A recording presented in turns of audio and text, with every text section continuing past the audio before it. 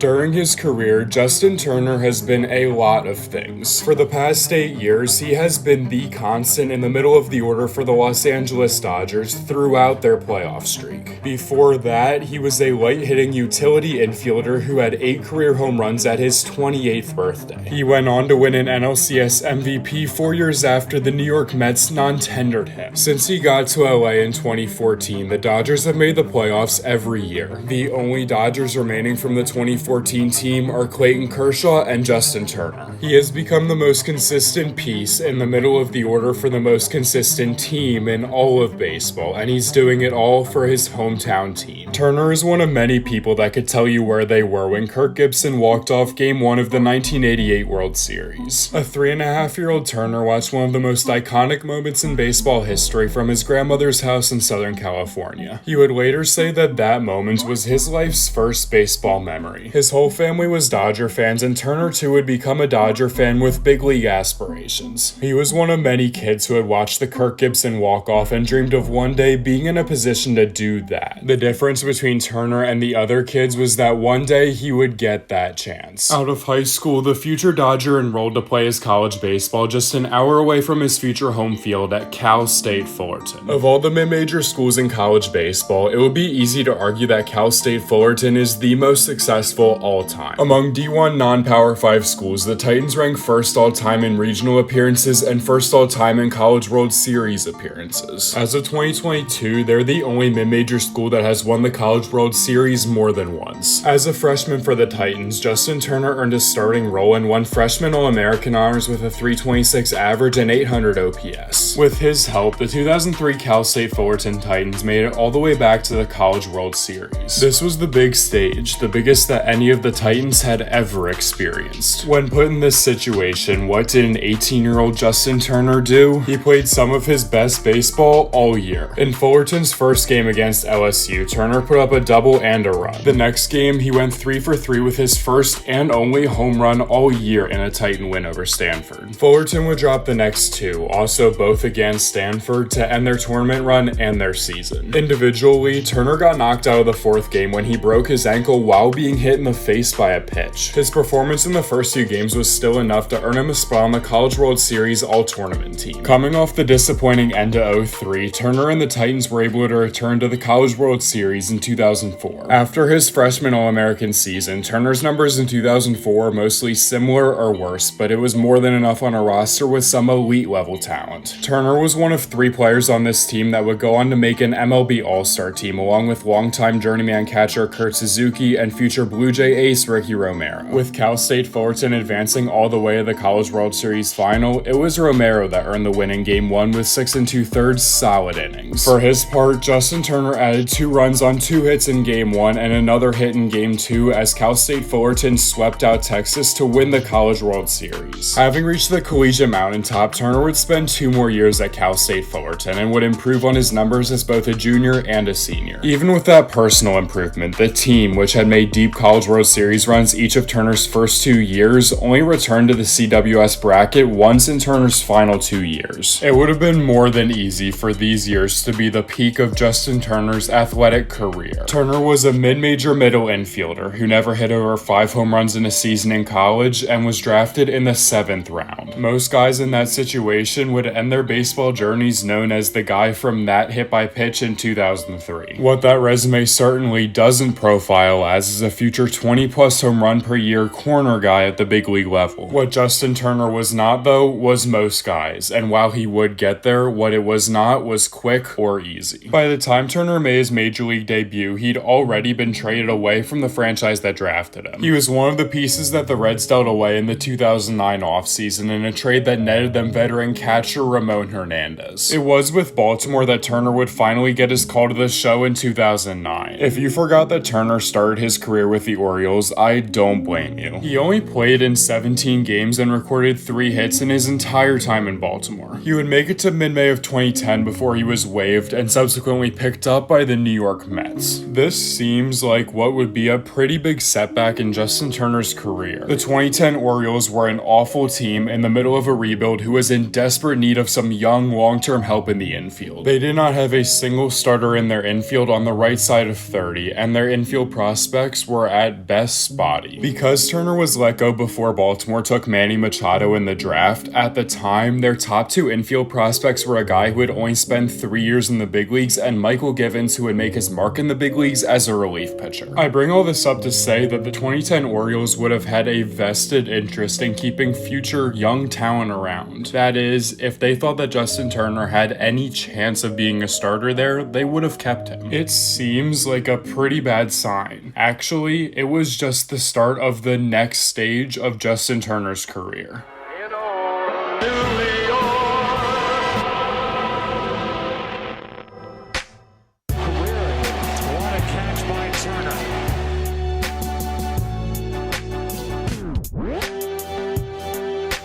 The Mets version of Turner was far from a peak form or finished product, but with more consistent playing time in 2011 came much better results. In May, he hit his first big league home run and drove in runs in 7 straight games on his way to the NL Rookie of the Month award. His overall season numbers didn't quite live up to his tour in May, but ultimately, Turner averaged out to about a league average hitter in 2011 over 117 games. He saw marginal improvement to his numbers at the plate in both his sophomore and junior season at the big league level, but it wasn't enough to increase his role from a simple utility guy as his games played dropped in both of those seasons. Those numbers, paired with Turner's defensive versatility, make for a better than zero asset, but what it doesn't make for is an immovable piece. After the 2013 season, the New York Mets moved on. Turner was on his way to represent the Mets in a meeting for the Players Association when he found out he'd been non-tendered. Reports came out that the Mets were frustrated with the lack of hustle from their middle infielder. Turner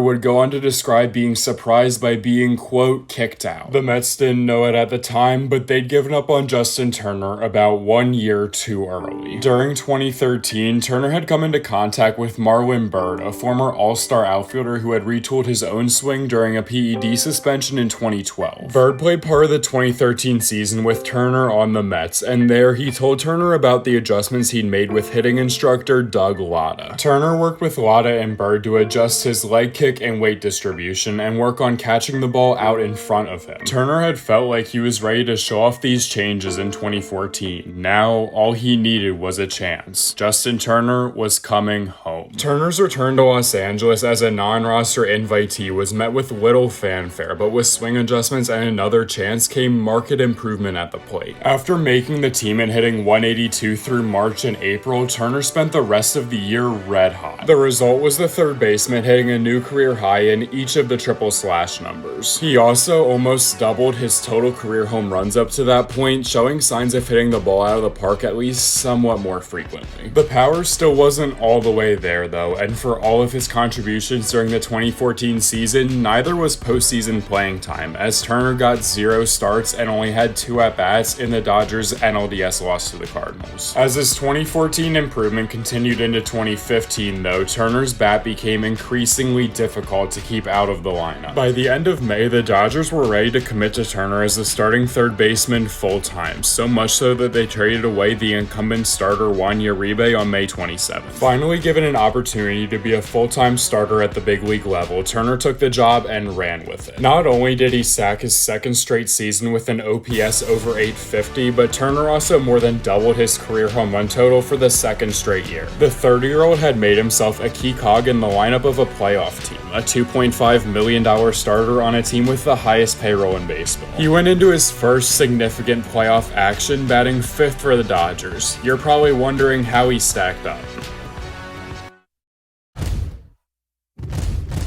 Well, that's pretty good. Turner had 2 hits in Game 1, and Game 2, and Game 3, and then after a pretty pedestrian for him 1 for 3 in Game 4, he went 3 for 4 in Game 5. His series was so good that his quote-unquote bad game was a double, 2 walks, and 2 ribbies. It was an elite performance. It also wasn't enough. It took a game more than the year before, but again, the all-in Dodgers were out in the NLDS. That isn't to say there weren't things to build on though, and Justin Turner in particular continued all of his great hitting from 2015 into 2016. For that matter, he would continue that trend for many years on. 2016 was the start of Turner really reaching his full power potential, and since then, he has just been a really good hitter year in and year out. That 2016 season ended up being more of a floor for what Justin Turner was going to be in his prime as a Dodger. Shown here with OPS, Turner's percentages would only really go up from 2016 until he put up an almost identical season of 2016 in 2021. Speaking of 2016, the 2016 Dodgers were again vying for a title and again came up short, although this time they again made it further than they had the year before, losing in the NLCS to the Cubs. The Dodgers would return to that round again the following season, again to face the Cubs. Before we get into this series, though, we have to take a quick detour for a short history lesson. We'll be back in a second. The 2017 Dodgers were looking to end a long championship drought. It had been 29 seasons since Los Angeles had brought the Commissioner's Trophy back to Chavez Ravine, and 29 seasons since one of baseball's storied franchises had even appeared in the Fall Classic. The last time the Dodgers had played in the World Series was from October 15th to October 20th, 1988, when LA had beat the Oakland A's in 5 games. The most memorable moment from that series took place in Game 1, when NL MVP Kirk Gibson came off the bench on severely banged up legs and hit a walk-off home run. Game 2 of the 2017 NLCS also took place on October 15th, 29 years to the day after Kirk Gibson's walk-off. The Dodgers played 67 playoff games between 1988 World Series Game 1 and 2017 NLCS Game 2, and hit walk-off home runs to win none of them. With both Chicago and Los Angeles managing just one fifth-inning run apiece, the Dodgers went into the bottom of the ninth looking to win the game and take a 2-0 series lead. Around a sac bunt and a strikeout, Yasiel Puig and Chris Taylor walked to put runners on first and second with 2 away for Justin Turner. Turner had already driven in the only Dodger run of the game with his RBI single in the 5th, and now the local kid, the one whose formative baseball memory was the Kirk Gibson walk-off, looked to do the same. And Turner in the air to center field. That ball's hit well.